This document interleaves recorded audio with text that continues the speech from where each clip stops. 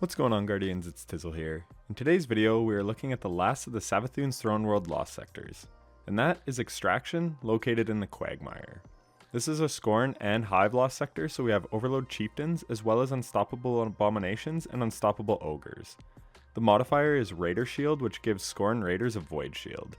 We have Arc Burn to allow arc damage, both dealt and received, to be increased by 50%. And lastly, we have all the usual modifiers such as lock loadout, extra shields, match game, and limited revives. With all that out of the way, let's look at the first build. For the first build, I'm going with the safest option, and that is because of Hunter Invisibility, and you will see why it is so good.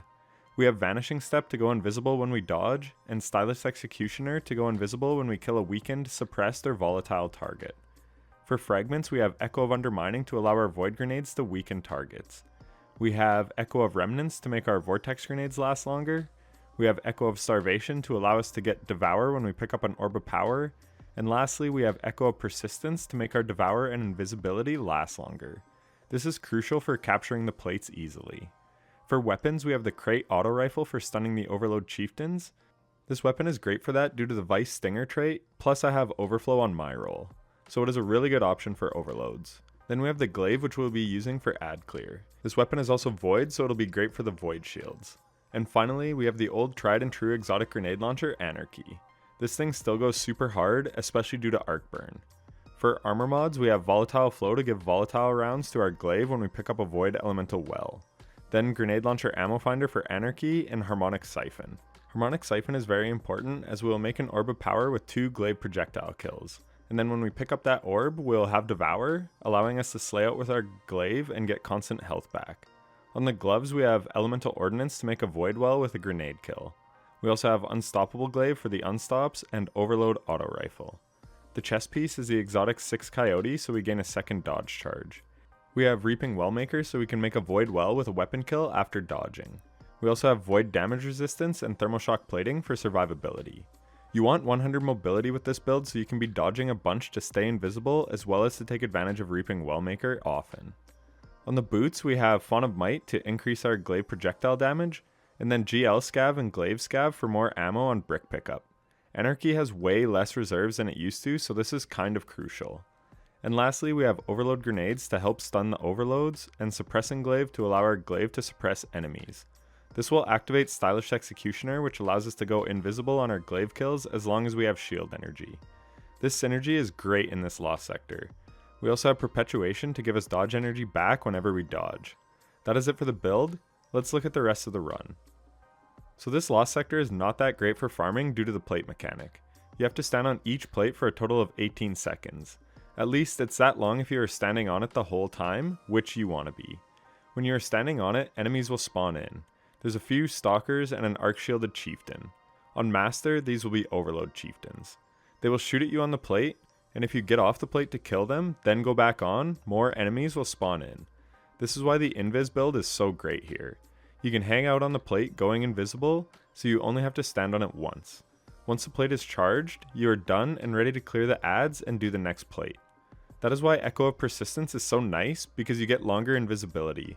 I always try to go invis from a Glaive kill first, which will give me 2 full dodge charges to use on the plate, which is usually just enough time to activate the plate.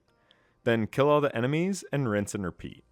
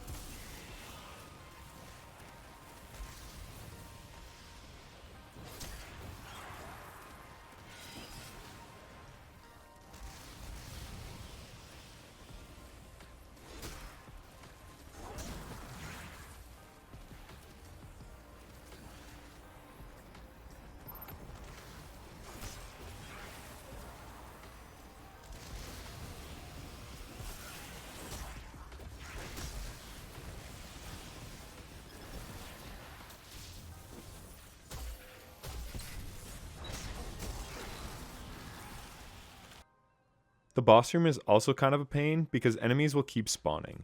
What you want to do is just get the ogre down as soon as possible and then try to melt the wizard boss. Obviously, kill adds if they are going to kill you, but ideally you just want to get the big enemies down and break for the chest. Usually in my Lost Sector guides, I try and show myself kill all the enemies so you can see how to do the Lost Sector as intended, and that way is usually safer anyways, but at the end of the day, you just want to get a platinum clear so you can get exotic loot. So don't waste your time trying to kill every enemy here.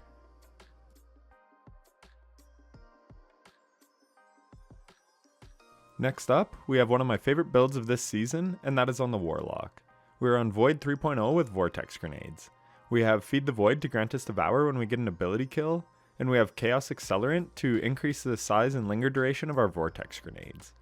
For Fragments, we have Echo of Instability so that grenade kills will give our weapons volatile rounds, and then, as usual on my Warlock, we have Echo of Undermining so our Void Grenades can weaken targets, and Echo of Remnants to make our Vortex Grenades last longer. For weapons, we have a Fatebringer for stunning unstoppable ogres, we have the exotic bow Le Monarch for taking out enemies super easily, and then we have the Hothead Arc Rocket Launcher for big burst damage. And this role in particular has Explosive Light. For mods, we have Volatile Flow to give our Le Monarch volatile rounds when we pick up a Void Elemental Well. We also have Rocket Launcher Ammo Finder and Harmonic Siphon. Harmonic Siphon allows our Le Monarch to make orbs which will give us Explosive Light. For gloves, we have Controverse Hold, so we have lots of Vortex Grenades. We have Bolstering Detonation to get Rift Energy back when we deal damage with a grenade, and as mentioned earlier, we also have Unstoppable Hand Cannon. On the robes, we have Font of Might to make our Le Monarch even stronger when we pick up a Void Elemental Well. We have Thermal Shock Plating and Void and Sniper damage resistance on for survivability. On the boots, we have Radiant Light just for the plus 20 to our strength stat, and we have Rocket Launcher Scavenger for more ammo per brick pickup. And then we have Invigoration for melee energy back when we pick up an Orb of Power.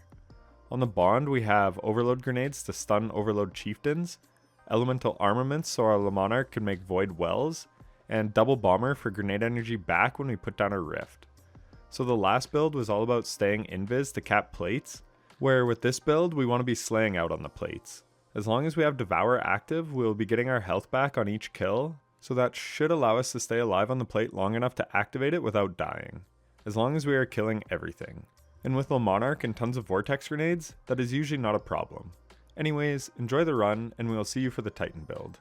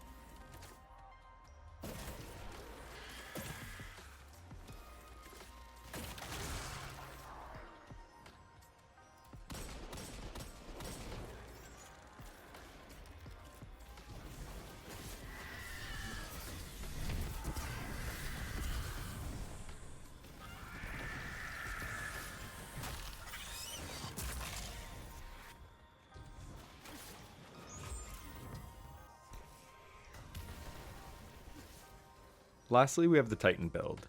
For aspects, we have Controlled Demolition for great ad clear. This is particularly strong at the start for all the void shielded raiders. We also have Offensive Bulwark to give us faster ability cooldowns with an overshield. For fragments, we have Echo of Starvation to get Devour when we pick up an Orb of Power, Echo of Expulsion to cause even more explosions with our abilities, Echo of Exchange for grenade energy back when we get a melee kill, and Echo of Undermining for our void grenades to weaken targets. We have a Kinetic Pulse for stunning the unstoppable champions. We have Trinity Ghoul for amazing ad clear, plus it shreds thanks to Arc Burn, and then the Hothead with Clown Cartridge. For mods, on the helmet we have Melee Wellmaker to make a Void Well with a melee kill. We also have Rocket Launcher Ammo Finder and Arc Siphon so our Trinity Ghoul can make Orbs of Power. On the gloves we have Taking Charge so we become charged with light when we pick up an Orb of Power. We have Unstoppable Pulse Rifle as previously mentioned, and Bolstering Detonation for barricade energy when we do damage with our grenade. On the chest piece we have Elemental Ordnance to make a Void Well with a grenade kill, and Thermoshock Plating and Concussive Dampener for survivability. We have the exotic chest piece Heart of Inmost Light to empower our abilities as well as reduce our ability cooldowns. On the boots we have Radiant Light for the plus 20 to strength, Invigoration for melee energy back when we pick up an Orb of Power, and Rocket Scavenger for more ammo per brick pickup. On the mark we have Overload Grenades for stunning the Overload Chieftains, High Energy Fire for more weapon damage, and Double Bomber for grenade energy back when we put down a barricade. So this build is all about spamming abilities, so you want very high resilience, discipline, and strength. Put the barricade down to get Heart of Inmost Light going, and then your melee and grenade will deal more damage. And when you get ability kills, you will be proccing Controlled Demolition for huge ad clear, and Trinity Ghoul for even more awesome ad clear and dealing with the arc shields. And just like the Warlock, we want to proc Devour and slay out on the plates to capture them. But that is pretty much it for the video. If some of the mods in this video didn't make a ton of sense, then consider checking out my video breaking down every mod in Destiny. I go into more detail and break down exactly how each mod works, so if you're new to build crafting, then that video could definitely help you out.